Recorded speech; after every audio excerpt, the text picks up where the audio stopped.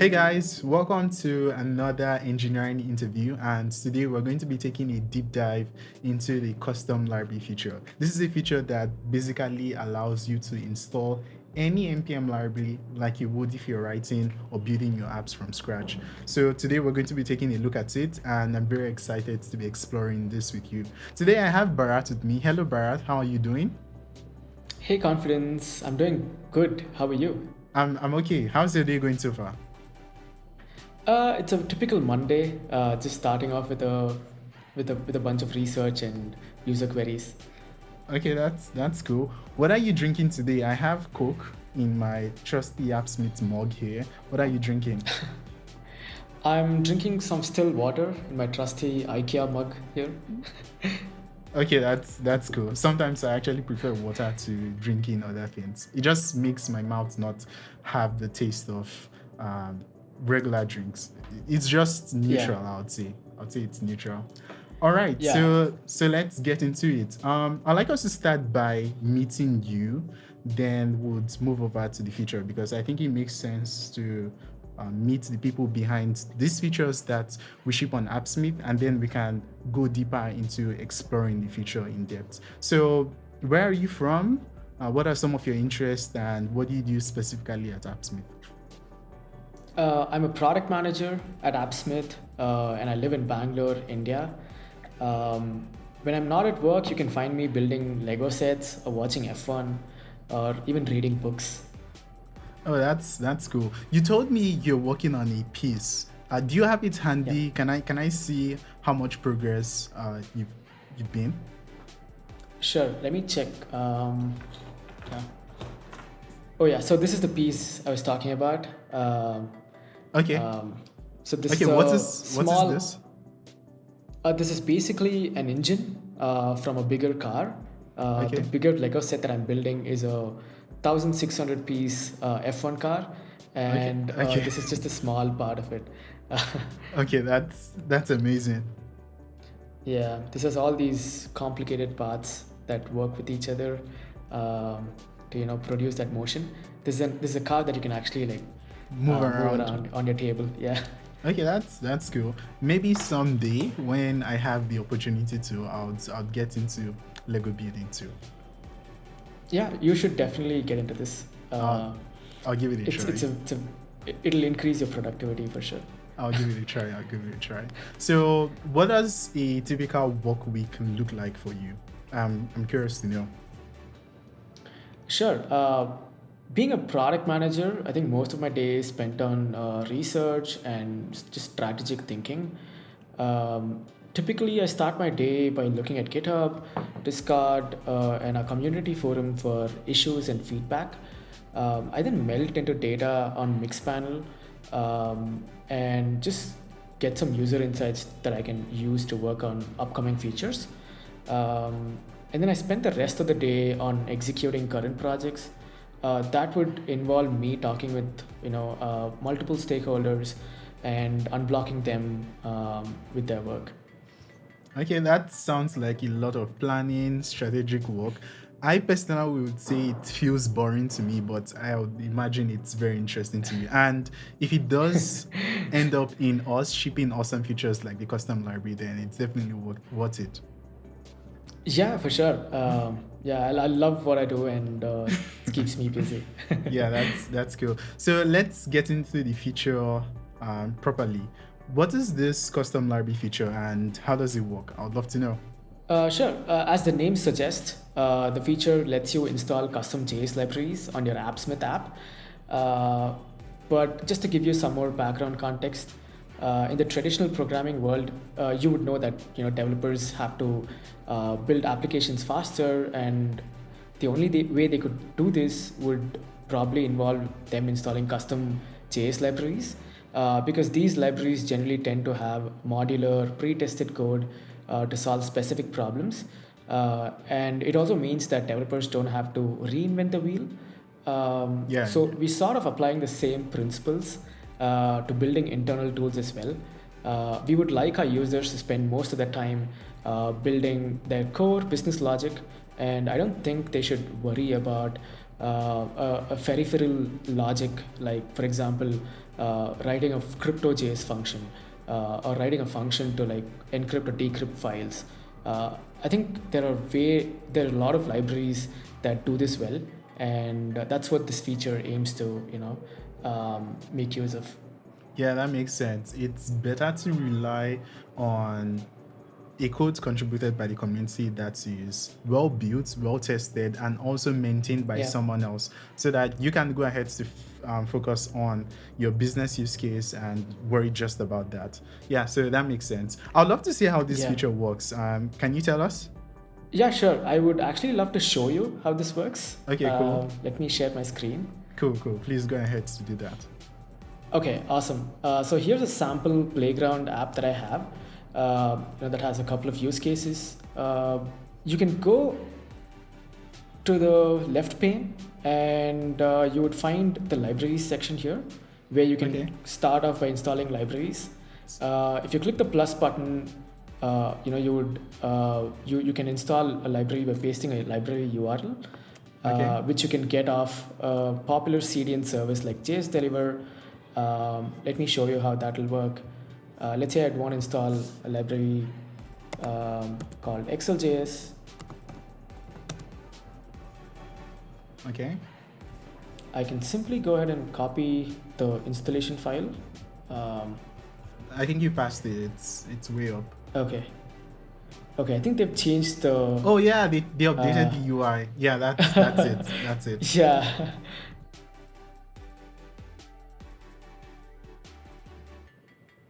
Yeah, that's Yeah, it. it's installed. Your library is installed, and you can start using the library. Apart from this, we also have a list of recommended libraries, carefully handpicked to solve most of our use cases. So you can go ahead and explore them and see what works best for you and install. I'm sure our users are going to love this. Yeah. Did I just see library from Superbase? Oh yeah, Oh yeah, that one. Superbase is finally supported. So you can install the Superbase library, and call a function, or build a custom login flow using Superbase. So Yeah. all of that is now possible. Yeah, that's good. That would be something I'll be using, because I enjoy using Superbase for auth. It's just so simple to build auth apps using Superbase. Okay, so take Yeah. us through the use cases. I see you have a number of them on the page. Oh yeah, let me show you this. I'm just going to switch to my preview. Okay. So this is a use case that will let you generate PDF files. So JS PDF is a popular JS library. I'm sure most of our users would be accustomed. So it lets you download any data that you throw at it as a PDF file. And that's what I've done with this use case. Simply click on this button, and it downloads the file, or downloads the table as a PDF. This will be that's super cool. useful. Yeah, you can pass in API data or table data and just download it as a PDF, and send it as a report.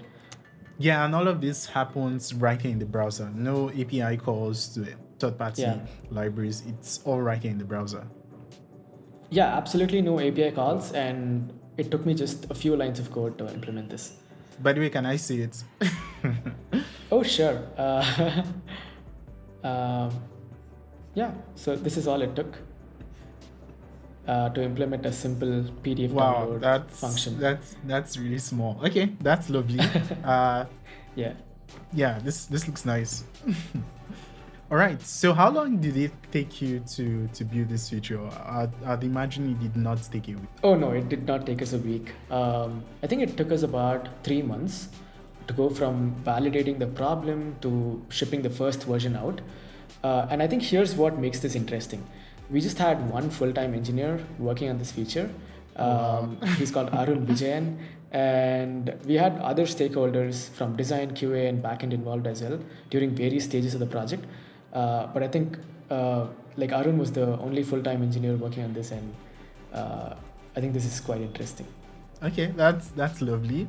1 p.m., one engineer with a couple of dependencies, and you're able to ship this out Yeah. in 3 months. That's impressive. Yeah. So walk us through the process of building this feature from start to finish. What did it take to build it? How was the testing process, and when did you decide it was good enough to ship it? Sure. I think we started off by collecting some user insights, and I think lucky for us, we were able to find a lot of them because the users were pretty vocal, and this was the number one ask Yeah, on yeah, our sure. feature board. Even for me. um, yeah. Uh, I think we spent some time validating the problem after seeing these insights, and I think it is important to solve this problem at a platform level. And once we realized the importance of this, we quickly hacked together like a small prototype, and we began testing that prototype to find flaws and see what could be improved. This is more of a bare bones concept of the feature that you see today. And I think we spent the next few weeks building some support for platform level functionalities because after testing the proof of concept, it became evident that this feature needed to support a lot more set of libraries, and it required a lot of support to be built on the platform level as well. What I mean by this is we had to build support for a lot of our browser APIs, fetch APIs, window APIs, because Appsmith at that point in time did not have all of this, and we had to build all of this and enable all of this in a very secure fashion, so that we don't compromise on user security. And I think all of this took us some time in building, and I think by this time the product team was also equipped to share some designs and share some more user insights. And then I think it then took us just a couple of more sprints to polish this feature and put it out there. Okay, that makes sense. We had to do a lot of platform cleanup. And I think that makes Yeah. the product better for everyone. Because if you're cleaning up things to be able to allow for more functionality, it just means things will be better going forward. So that was a Yeah. good one. At the current level or stage of the library as it is right now, are there things I cannot do with this feature? Yeah, we try to support a maximum number of libraries, but some libraries may still not work because they still depend on certain document level APIs. To simply put it in the real world context, one such example would be a charting library where you would not be able to build charts and drop it on your page programmatically. But then I don't think this would be much of a concern for our users because Appsmith supports a lot of chart widgets. Yeah. All right, cool. That's cool. A couple of limitations, but I think in the future versions would smoothen things out and make it a well-rounded feature. Yeah, I think the plan for our future versions is to maximize compatibility with a wider set of custom JS libraries. All right, cool. So while working on this feature, did you learn anything specifically new and exciting, or what is going to be one key learning for you? Oh, sure. There were a lot of key learnings for me in this feature. And I think one that I'd love to call out is I think for a feature that's dynamic and complex, like custom JS libs, you need to spend a lot of time testing, and no testing is too much testing. So I think I learned that while building the feature, and I started testing out for real world use cases and like the ones that you saw on my sample app, and that's when a lot of problems came up, and that's when we were able to surface up some of these problems and find solutions to that. So I think testing played a really important role in this project. Okay, that's cool. You had to do deep testing because users are going to be using a variety of libraries. So while there might be no bug with library A, library B might Yeah. be very buggy on the platform. So it makes sense to do a lot of testing. Yeah. Yeah. Okay, thank you for taking us through this feature, walking us through how it works, how to use it, and the processes behind how this feature came to be. So I was curious, if someone is watching this video right now and would like to get started with using this feature, how can they get started? Yeah, custom JS libraries is still a few days away from launch, but I'm hopeful that we'll go live by the time this video is live. Yes, definitely. So, yeah, so if you're watching this, please go to your Appsmith app and go to your left pane, and you would see a brand new section called libraries. You can click the plus button next to it and find a JS library link and install it. Or you could also browse through our recommended libraries, install one of them, and just start using the library. All right, cool. I'm sure people will do that. By the way, are there recommended CDNs where people can get these libraries from? Yeah, JS Deliver is a popular source for fetching URLs. You just have to make sure that the URL points to a UMD build of a library. UMD is the format that is accepted and is compatible on Appsmith. You just have to find a library pointing to that, and then you'd also have to get a library link that points to main.js or index.js, and then copy that URL and paste it on the library URL tab. Okay, that sounds simple enough. But if I do get started using this feature and I get stuck, where can I find help? You can reach out to support via intercom, or you can also reach out on our GitHub issues.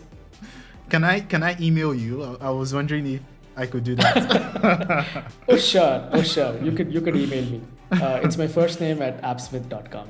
Okay, cool. And if you're a user, please direct all your feedback here. Happy to receive them. Okay, cool. So the last question is, what is planned down the road for this feature? I know it's a really big feature and it fundamentally changes the way people build on Appsmith. So what can people expect down the road for this feature? With the version 1, we've tried to build a very solid foundation for custom JS libraries, and with version 2, I think we'll start making continuous improvements in terms of UI, UX, and in terms of the whole experience. We'll also try to increase compatibility for a longer list of libraries. So that's our plan for the next version. And I think the user feedback is going to help us move in the right direction. Cool, that makes sense. One feedback for you, something I would love to do in future versions of this feature is be able to search for a package right from within Appsmith and click on the button to install it. I think that's something I would like to see. Yeah, for sure. I think that's one interaction where you'd have to go to a new tab, go to a different platform, copy a URL and paste it here. Like I said, I think this is definitely planned for V2. We would want to make a simpler experience for installing custom JS libraries, and search is definitely the way to go. Yeah, I'm looking forward to it. So it has been lovely having this conversation with you, Bharath. I'm sure our viewers have learned more about you and also about this feature, what it took to get it shipped. And I'm looking forward to interviewing you when the V2 of this feature launches. Awesome. Looking forward to be here again and talking about V2. Until then, bye-bye. Yeah, nice speaking with you. Take care. Bye-bye.